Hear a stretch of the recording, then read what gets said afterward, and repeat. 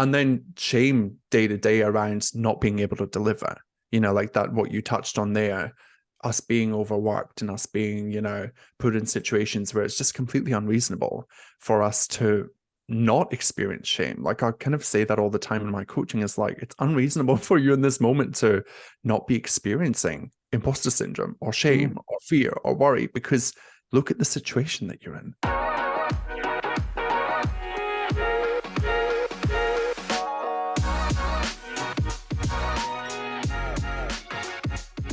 Right, Liam, welcome to Nurse Wellbeing Mission podcast. Thank you so much for joining me. I've been looking forward to this conversation, and I always enjoy our conversations. So welcome. Thank you so much. I'm so thrilled to be here. In this conversation, I would love to dive into your career, where you started, and some of the highs and lows, because I know that has really influenced what you're doing now. And of course, I'd love for you to sort of tell the listeners about what it is you're doing now with your business. And I guess it really does relate to well-being in the sense that you're providing assistance for kind of graduates, aren't you? And there's obviously a lot of anxiety and stress around that particular part of people's careers. So let's start with you to begin with. Why don't you introduce yourself? Tell us a little bit about your journey, where you started with nursing and kind of where that led to. Awesome. Well, thanks for this opportunity. It's so great to connect and to chat to your nurse wellbeing audience.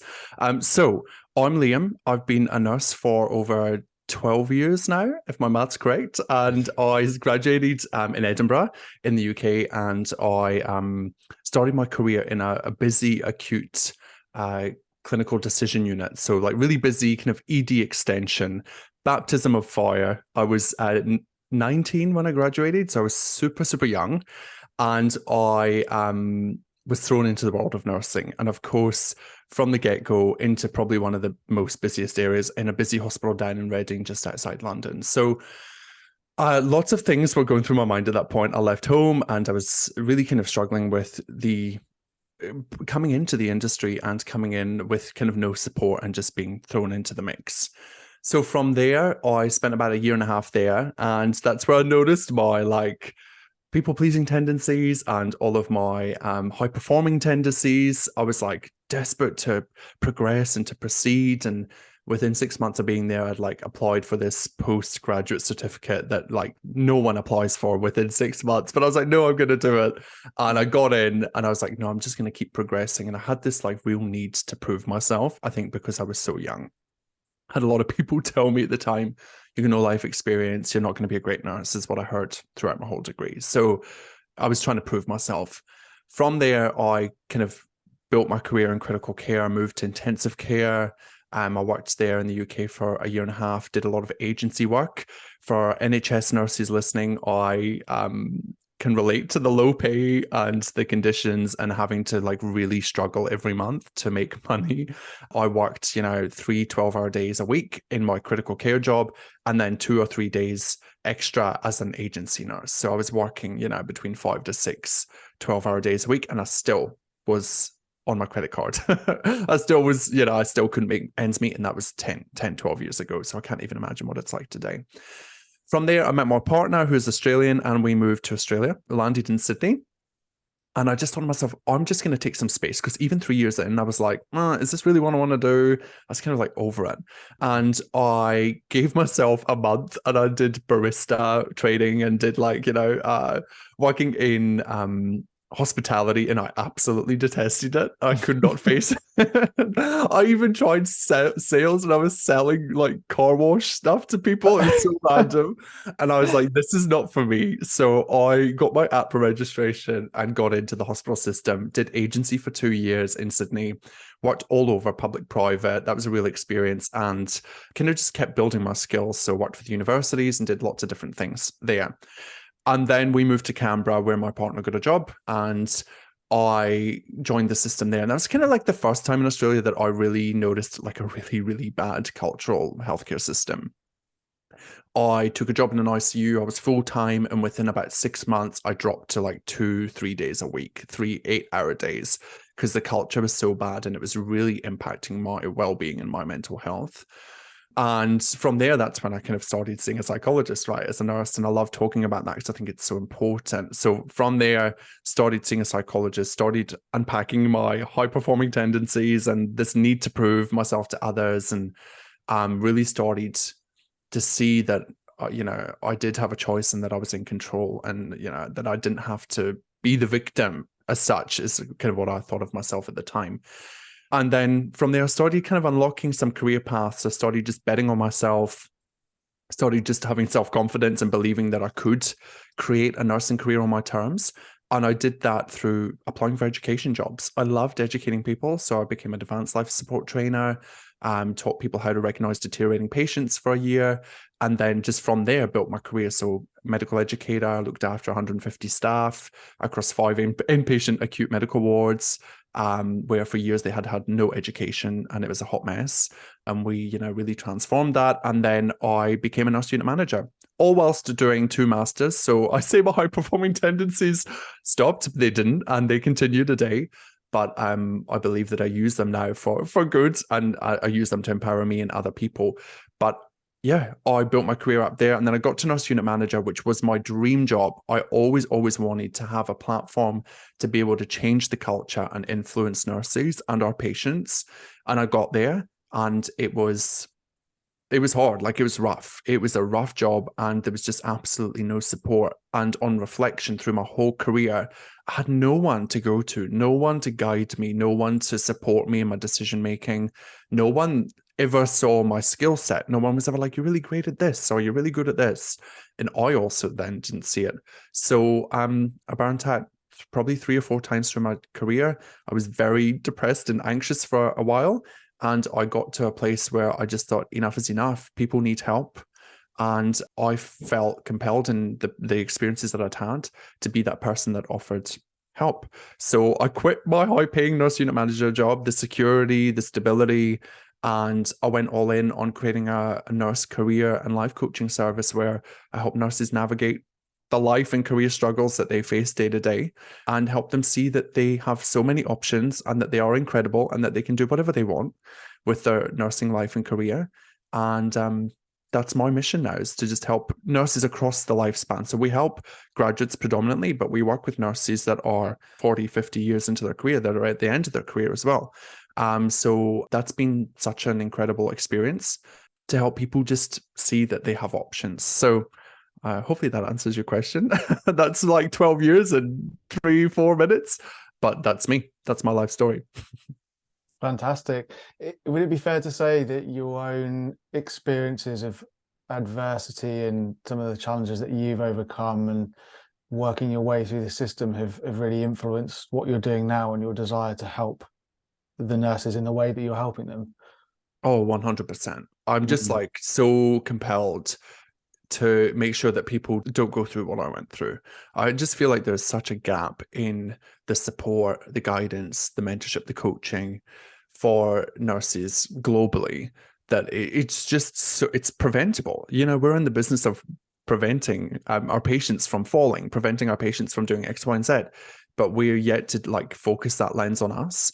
How can we prevent all of this from happening? And I know that you and I share that belief that it's totally 100% preventable. Yeah, definitely. And it's something that we need to prioritize. Yeah, it really is. I think there's just not enough resources and effort put into that. I know over in the UK, I'm not sure if you're aware of the PNA program, Professional Nurse Advocate program, which is something that's started since you left the UK, which is definitely a move in the right step, where it's all about restorative clinical supervision. So nurses in sort of leadership positions are being trained to provide supervision to other nurses. That is really a space for reflection. So it sounds like that is to kind of fill that gap that you were talking about, where you didn't have any support, no one to talk to, no colleagues. Which, when you first told me that, I was so surprised, that you'd managed to make your way up the kind of career ladder to such a senior position, but along that journey, never had anyone apart from the external support that you'd reached out to, the psychologist. And I know that you, was it during your career then you had coaching as well, or was that after you left? Yeah, it's funny because I think that it's great that that's happening with the PNA program. That's awesome, and there's such a need for it. for me, the psychologist was like a turning point in me taking back ownership of my life, and Mm, for me overcoming all of the like life and, you know, kind of career trauma, I guess, that I had, because that's where the gap lies for us, is that we're trained to be clinicians, we're trained to, you know, do cardiac, like CPR and all of the things, but we're not trained in the humanness. We're not trained in this human side of healthcare and how to human in adversity, like in constant fight or flight. And that's what we experience day in, day out, is you know, this roller coaster ride. And we're just taught to suppress it all. And there's no way of processing it. So I'm really glad that that's happening. But, you know, really what I think is missing is the support for us to normalize the human experience as a clinician. I think that for me was something that I just continued to push down, instead of just being like, oh, it's totally normal for me right now to feel grief. The patient just died. Like, I should not beat myself up because I now need to go and take 3 other patients. Like, I need to create some space for myself. And I think we need to do better in the industry in that space. something I have a real sort of personal interest in, and I guess it's sort of where some of my expertise lies, is understanding the experience of shame. And shame is something that it's an emotion that we all experience, but it's something that I think often people don't have much of an understanding or even a real awareness of.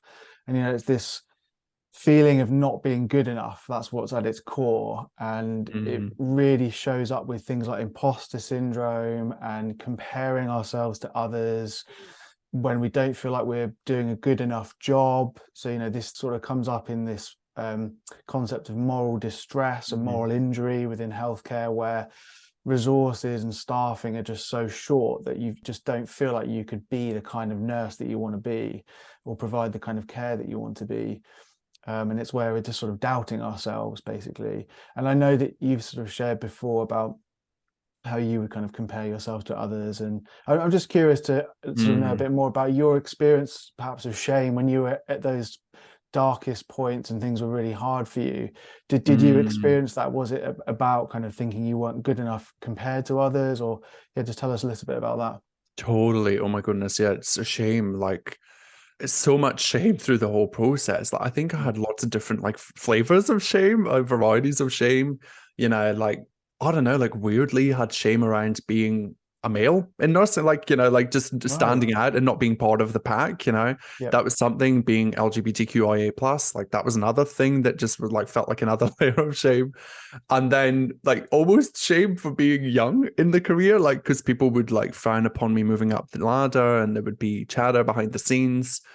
And then shame day to day around not being able to deliver, you know, like that, what you touched on there, us being overworked and us being, you know, put in situations where it's just completely unreasonable for us to not experience shame. Like, I kind of say that all the time in my coaching, is like, it's unreasonable for you in this moment to not be experiencing imposter syndrome or shame Mm. or fear or worry, because look at the situation that you're in. So I would say for me, the shame probably was most prevalent as I built my career, as I got higher and higher and moved up the chain. Because I don't know, maybe naively, I thought I was going to get more support, more help, more access to guidance and insights, but it just kind of compounded it. It just got worse because now you're responsible for 50 staff and 30 patients who have, like, you know, lots of family members, and then you've got a medical team and an MDT underneath you, and you know, you carry all of that, and there's no way to process it, there's nowhere to go. And if you do ever raise it, you do ever say, you know, I'm really struggling right now, it's like we have this inability to accept like emotional vulnerability as clinicians. Even though if our patient bursts into tears, we'd be sitting there and holding the hand, but for each other, we're just like, pull your socks out, get on with it. Yeah. I've literally had people say that to me.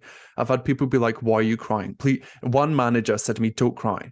And I'm a crier, like, so I'm an emotional Wow. person. I will wear my emotion on my, and I will go there. Yeah. And they said to me, they could see it, and they said, don't cry, like, please don't cry. And I'm like, oh, how interesting. Like, you're so uncomfortable with emotion, and that says more about you, that you're not allowing me to express my emotion in this moment. You know, I had a day, Nathan, where I had 8 complaints come in one day as a nurse unit manager.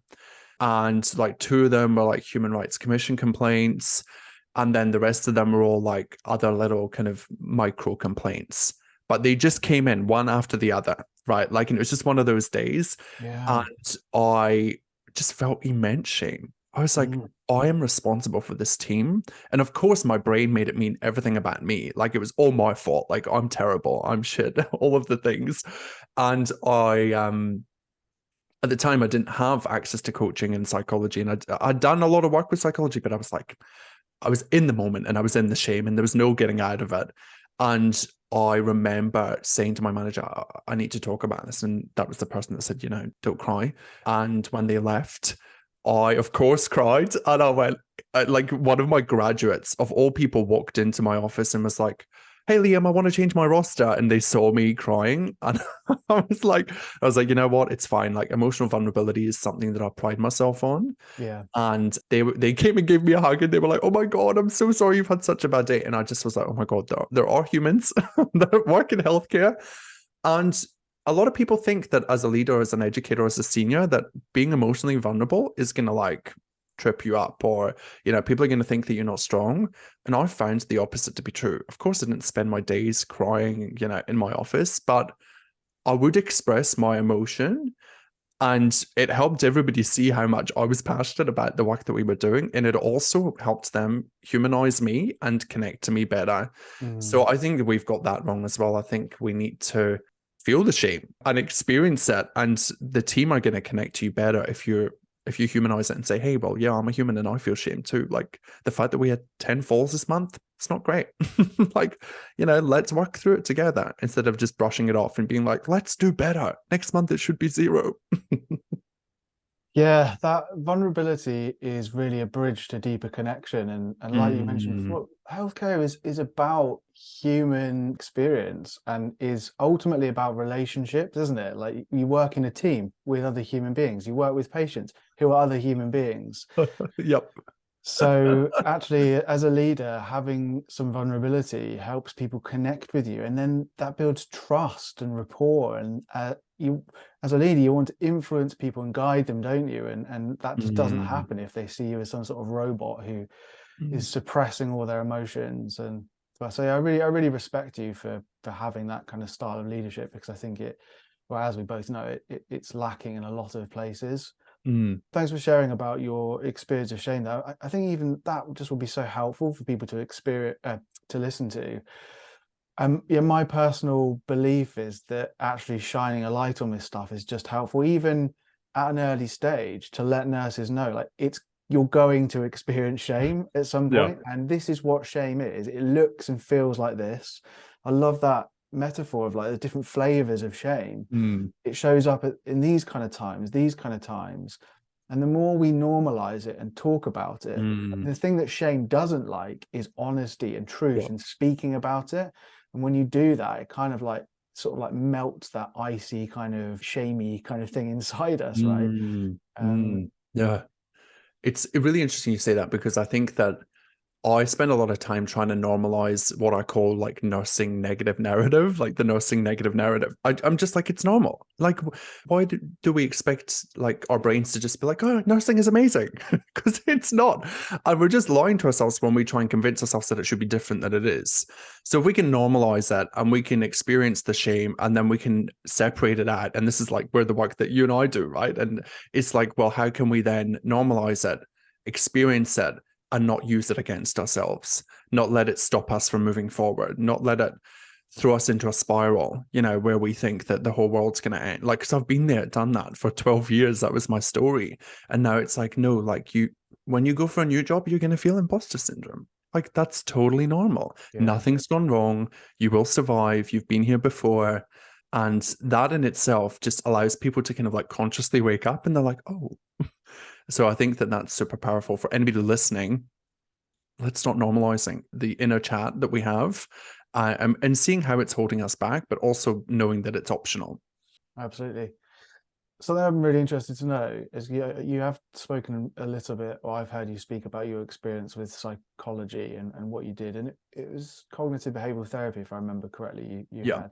What was the most powerful thing that you learned from the therapy you had that you think is worth sharing with other people? I'm getting goosebumps when you say that, because I just feel like psychology like changed my life, changed the trajectory of my life, and really helped me just process so much. For me, I did CBT initially, and then I did schema therapy. So I did two types. And initially, the CBT was instrumental in helping me separate out the thought from the fact. And it helped me just start seeing the thoughts for what they are, right? Just sentences in my mind. And it helped me start taking back control. And then the schema therapy was instrumental in me identifying, accepting, loving, respecting all the different parts of me. Because I used to use all of that against myself. I have a really loud inner critic. That's why I called my brand High Performance Nursing. It's because, I feel like a high performer. I am a high performer. And I used to use that against myself. Where now I'm like, that's my superpower. That's what I do really well. So the schema therapy was that was a game changer for me in just building a better relationship with myself. I think a lot of the time we think that psychology is going to help us change other people, or, I don't know what we think when we go into psychology, but that's what I thought. I thought the whole world needs to change. I'm fine. Everything else needs to change. And I was in that real victim space, like everything was happening to me, instead of me seeing that I have full control over my whole world, and it comes from within. And schema therapy, my therapist in Australia, was incredible. Both of them were, but she was incredible. And it changed everything about how I talk to myself, how I look after myself, understanding and normalizing what I do and why I do it, and like noticing and recognizing like, oh, that's right. Of course, the critic's going to show up today because I'm doing a podcast with Nathan, and it's going to be like, you didn't answer that perfectly. Right. And it's like, let's normalize the heck out of that, instead of afterwards me being like spiraling for the next day. Nathan must think that I'm terrible. Right. And that for me was so, so freeing. I have no words, I used to sweat the small stuff all the time. And now I really don't think about it. So psychology changed my life. Well, obviously, as a psychologist, I'm very, very pleased to hear that. Nathan did not pay me to say that. This wasn't set up as some kind of way to promote psychology, but I know that you've genuinely had a great experience, and that's so good. I think for other people to hear, and also because of who you are and the fact that you've been in a real leadership position, and you're a trailblazer in what you're doing as well now with your business and that kind of thing. It's so good to hear someone who's been to have therapy and is openly talking about it, and you're able to explain what it is that changed and why that was helpful. It's just, I just think it's essential that we all work on our relationship with ourselves. Like, it can sound a bit fluffy and nebulous, but ultimately the way we interact with the world is dependent on how we relate to ourselves. Totally. And some of that stuff, like you said, with schema therapy, I'm a big believer in that understanding with different parts of ourselves, because in any given situation, there are different things at play, whether it is that inner critic, or it's the angry part of us, or the sad part of us, whatever it is. And that just awareness of that in itself, I think, can be helpful, because it means we don't cling to one particular mode, one type of emotion, or one particular thought pattern, because we can get some distance from it, like you were saying you learned how to do. Yeah, I totally agree. And I think that really what it comes down to is just taking the responsibility for yourself. And I think that that's where as nurses we struggle to prioritize ourselves, and to see that we need the help that we need, and to accept that we can change these things internally, because we're waiting, right? We're waiting for the pay rise. We're waiting for the system to change. We're waiting for the staffing to get better. And whilst all of that will impact our lives and will make it better, we're delaying making it better right now, because we don't give ourselves the permission to just check in with what we're thinking and how we're feeling. And that self-responsibility piece, like, I wish I could just kind of like implant that in everybody in nursing, because I think it would change the whole industry if we just started showing up and looking after ourselves. Yeah, completely agree. Yeah. So let's sort of move on to talking about your program that you're running with graduates, and kind of where your focus is now. So I'm just curious, just give us a bit of an overview of well, I suppose it is from your own experience as well, but from the people that you work with now, what are some of the anxieties and things Mm. that those people are going through, and how does what you're doing now help with that? Yeah, I love that question. So we work with graduates in our graduate career launch program, predominantly within Australia, and we work with them in landing and applying for their first job. And we help them with like their CV, their cover letter, their selection criteria, and their interview, which is lovely. But really, what we're helping them with through that whole program is exactly what we've talked about today, which is normalizing the nursing negative narrative. It's helping them see that everything that they're experiencing is totally normal and that nothing's gone wrong and that you're not broken and missing a couple of chromosomes. Like everything is all good. And we help them really identify what they want their nursing career and life to look like. We help empower them ahead of time, preventatively, to take control of their careers and the life so that they're not in that reactive fight or flight state when they're in the industry. I truly, truly believe that if we have more people that have the awareness to be able to manage their thoughts and to manage all of the things that come up as a nurse day to day with the uncertainty and all of the things that happen, that we will be able to build a sustainable nursing career. I think the biggest challenge that people see at the moment is nursing's not a long-term career because of the way it's set up. I feel like I'm not qualified enough at the end of my 3-year degree, despite having done all these hours and all this training. I don't believe in my abilities to be able to do this because of X, Y, and Z reasons, whether that's personal life, experiences or in the industry itself. And then they've just had really negative experiences, like really, really negative placement or university level experiences. I don't know if we have time, but I had somebody this week, it might help somebody that's listening. I had somebody this week reach out to me that felt so underconfident in her abilities, despite being a mature age student, coming back to nursing after 13 years as an AIN. She took a couple of years off. So she got like over 10 years experience as an assistant in nursing, came back after having a couple of kids, first year in uni, did really incredibly well at university, got amazing results. And she was told that she was accused of academic misconduct. And this has like spiraled her for the second year of her degree. And she's now lost all her confidence and all of the things. And of course, we had a great coaching conversation, but it all came out in the wash and there was absolutely nothing wrong there. But these are the types of experiences that people are having. They're showing up, they're doing their best, they're putting in the work. And then as an industry, like we're just imposing and projecting all of our crap onto each other instead of just being like, wow, you're a mature age student, you've committed, you've done the work, you've got 3 kids. How incredible. We need people like you. Yeah, exactly. So we had to talk about confidence and all of the things. So really, it's the individual's experience, it's their belief about themselves, and it's their perceived fear or worry about what's going to happen that we try and tackle in this program, and show them that even if those things happen, you get to decide, you get to leave, you get to move on, you get to choose a different path. But as long as you're aware of your thinking around that, we help them see that they have all the options and all the choice. It sounds like an amazing program, and well, I know you had success with it last year. Yeah. You're expanding it this year. Yep. It's clearly a resource and just support that is going to help lots of people. So well done you for even setting it up, and it's amazing work. Yeah, thank you. I think we'll leave it there, Liam. As you know, I love chatting to you, and we're obviously going to connect again soon. But I just want to say thank you so much for coming on the podcast and chatting to me today. You're so welcome. Thank you. Always happy to come and chat.